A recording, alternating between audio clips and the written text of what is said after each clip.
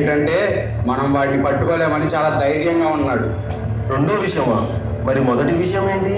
మొదటి విషయం ఏంటంటే వాడు ఏకంగా ఈరోజు మీ ఇంట్లోనే దొంగతనం చేశాడు. ఈ విషయం అవుతుంది. వాడు ఎక్కడెక్కడ దాక్కుని ఉంటాడో మనకు తెలుసు కదా, వెళ్ళి వెతుకుదాం బా.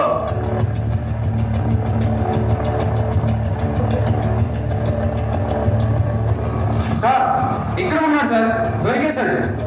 దొరికావురా, పట్టుకోలేమన్నావుగా, అదే జైలుకి.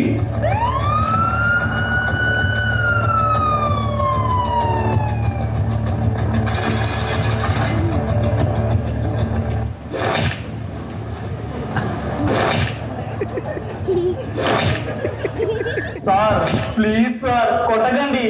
నేను ఇంకెప్పుడు దొంగతనం చేయను. నా ప్రవర్తన మార్చుకుంటాను, మంచివాడిగా మారుతాను సార్.